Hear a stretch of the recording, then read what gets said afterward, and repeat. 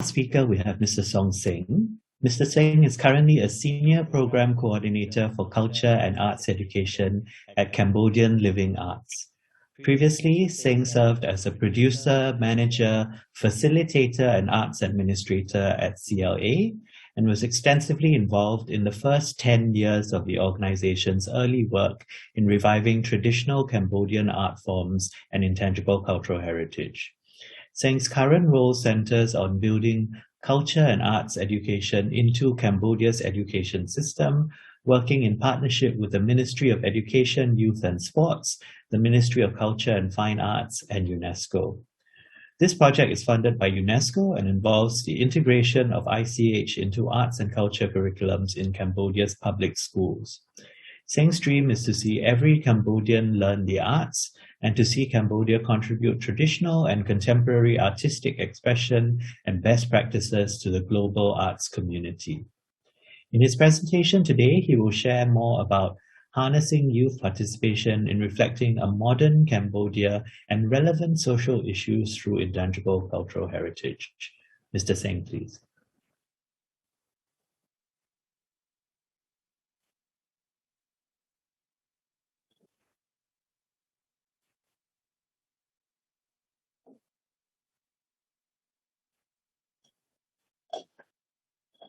Okay. So thank you, John, for your introduction and also for your moderation.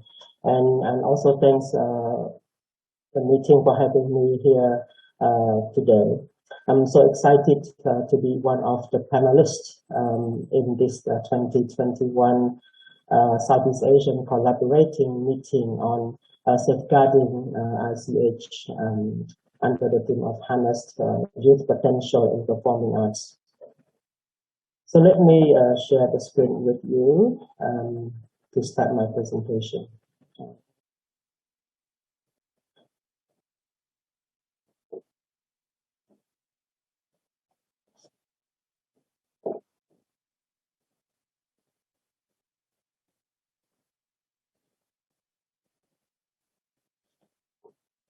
Okay, so to align with the things, I'll share with you how Cambodian living arts involve young people in our work of safeguarding ICH.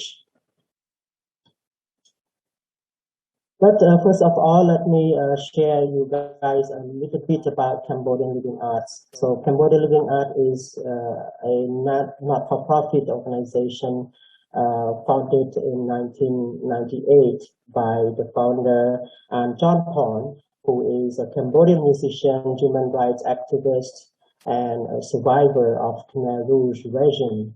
He is an advocate for the healing and transformative power of the arts, and especially music. From the beginning up until by 2012, Cambodian Living Arts supported 16 masters who survived from the Khmer Rouge in order to pass on or to transmit their knowledge who had gained before Khmer Rouge to the next generation. So we got around 1,000 students by then. But up until now, according to the time, we now have only 8 masters still alive, but the others, while the others have gone according to their age. And you see here the photo on the top. Those the master that we had worked with to transmit their knowledge. So that photo was taken in 2005 during the master retreat, and you can see at the bottom on the right-hand side, that's John Porn, who is the founder of Cambodian Living Arts.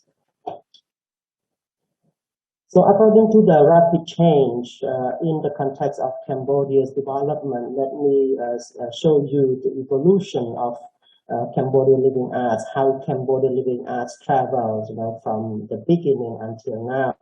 So according to what we can see, a lot of changes rapidly happen in Cambodia development, not just only the economy, but also especially the human resources. So as you can see that, from time to time, many of our master pass away, but at the same time, the students who have got knowledge, great knowledge from those masters, very, very skillful and perform very well. But they were still in the number, like a small number that we think that it's hard for us to give this impact across Cambodia. And because of this, Cambodia Living Art also evolved itself from doing to facilitating and also to being a catalyst by focusing from even our focuses, we also evolve from transmission and sustainability and creativity. Let me explain about this a bit. So from doing, that means that like at the beginning, when the time we started, we worked directly with the surviving masters at their communities across Cambodia to transmit the traditional performing art skill to the young generation, so that we can ensure there is no loss, or no disappearing again, like the Khmer Rouge. And after that, after we see that some particular number of young Cambodian artists who have learned a lot from those masters, they need also to develop further and also to find a place or opportunity to expand their knowledge or their potential more than this. That's why we think that it's good to not doing like working with them directly and then provide a training them anymore, but let them do that on their own, and we should step back and then support them by providing the opportunity as well as funding and finding out what their needs so that we can support them. So this is what we are evolving ourselves from the beginning up until now.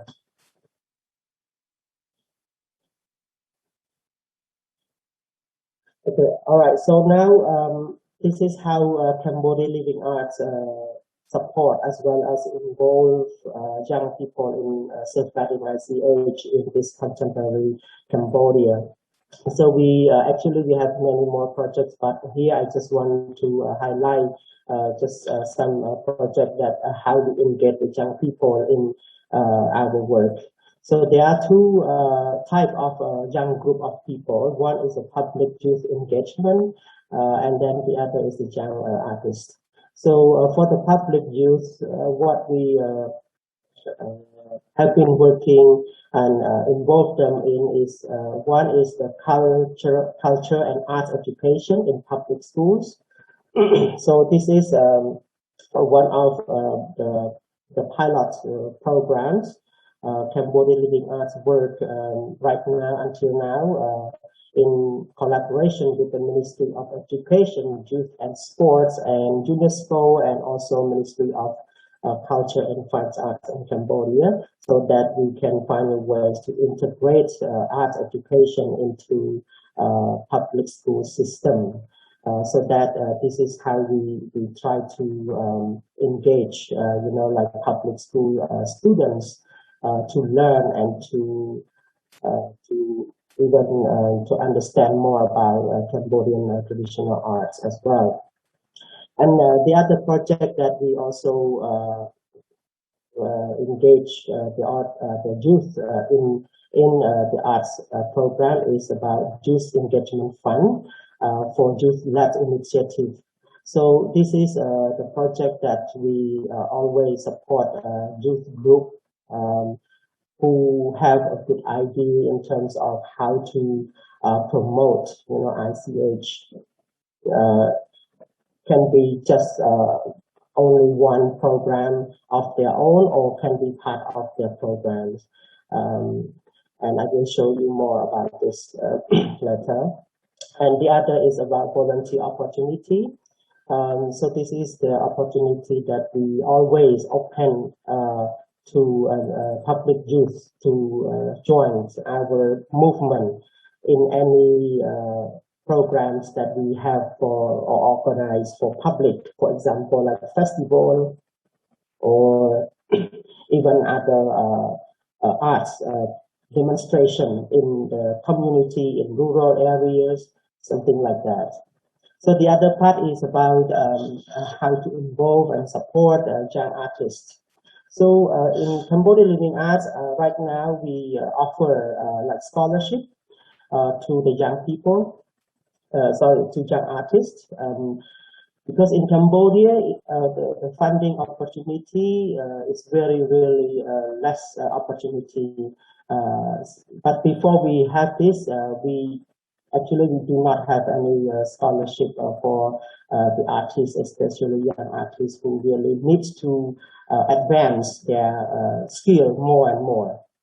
So that they can improve or they can learn how they can be more creative in their skills. And also commissioning. Commissioning is this grant that Cambodia Living Arts created to provide like a package of funding to an artist, to those who really wants to create new work, new artwork, so that they can express their own themselves or express about their community problem or issue or whatever. So this is something that we're doing. And also sorry, a presentation platform. This happens through the festival as well that we organize. We always include a time for them to use as a platform where they can engage with their audience, their peers, or like artists to have more dialogue or talk around ICH. So come back to the youth, public youth engagement, like here, as I mentioned earlier, about culture and art education in a school, in public school system. So we we focus on two things for as a part of this program. One is we worked with some particular high schools to create an art class for grade 7 to 9 by like developing like syllabi, developing lesson plan and other teaching materials. So here you can see some activities of the students. Because in Cambodia, as you know, like talking about art education in public school, it's hard to mention that they have a proper art class. Sometimes just in the curriculum, but actually they lack of resources such as teachers, something like that. So this is some activities and the students really enjoy it. But also we have like after school, we call it after school club. So this for those who really interested, especially the student who have not had a chance to be in the art class with us, because we just only pick up a particular school. It's not yet with other school. That's why for those who are not really part of that school, they still have the chance to come and join this after school club. And this is some of the activity that we took the students after school to join to see the exhibition in the French embassy in Cambodia. And they really love it, and they brought their families and friends also along with them to see this. And about the youth, as I said, this is some pictures of activities that we work with a group, some group of youth to to create like a project is called art demonstration in communities. So we just have some funding and then we give to them. So all the organization has to be led and organized by their own groups. As for the young artists, as I mentioned, there's a scholarship.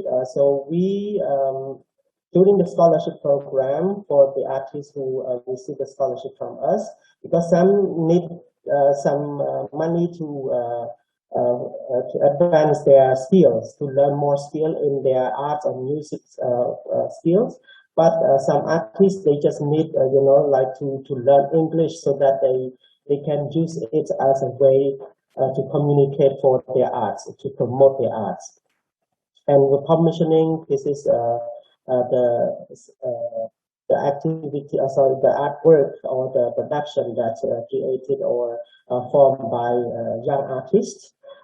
So some artists, they really create a contemporary work, but based on the roots movement, based on the traditional, because those are the skills that they learn from. And some musicians, they just put together different instruments, and then they create new music out of the mixture of those instruments. Yeah, and the below part are the platform where you know, like the artists and also arts leaders, practitioners, and audience come together and join a discussion and ask questions and answer. And this is just a quote that I started, you know, from one of the research by Amanda Roger that's called Creative Expression and Contemporary Arts Making among Young Cambodian, that says young artists are moving on from using the Khmer Rouge as a starting point for creative expression and are interested in a variety of social issues. And also another quote from one of our young artists, whose name is Jung Visna, and he's also a choreographer and a dancer. It says that I want to show everyone who had the same experience as me to stand up and fight back. They can do it as I already did. People criticize and devalue who I am doing by saying that a classical dancer like me is useless. They criticize us because we are gay. I want to encourage our young people who are experiencing any form of discrimination to be hopeful, because people in Cambodia nowadays are more open to LGBT. Our country is moving forward. So in my conclusion, I just want to conclude that ICH is not a fixed object. ICH is not just about the past, but ICH is a part of daily life. And no matter what a particular art form would be, a traditional one, but the artists or the young people that bring it to life or convey its content are still part of contemporary Cambodia. And they serve to keep traditional art forms relevant. As a result, ICH will continue to evolve with future generations through the living arts. So that's my end of the presentation. So thank you so much for your attention. Thanks.